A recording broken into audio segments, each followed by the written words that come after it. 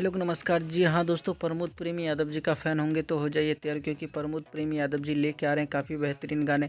तो उसी गाने के बारे में आज की वीडियो में बात करेंगे। वीडियो को लास्ट तक देखिएगा। चलिएगा इस वीडियो शुरू करते हैं, जानते हैं प्रमोद प्रेमी यादव जी के आने वाले हिट होली गाने के बारे में। तो गैस आप लोग को बता दूँ, प्रमोद प्रेमी यादव जी का होली का गाना आ रहा है, जिस गाने का नाम है भतार पी के गिरल बा। जी हाँ दोस्तों, इस गाने को गाए हैं जी हाँ दोस्तों प्रमोद प्रेमी यादव। मनोज रहतासी जी का गाना लिखा हुआ है। इस गाने को म्यूजिक से सजाया है अभिषेक तिवारी जी।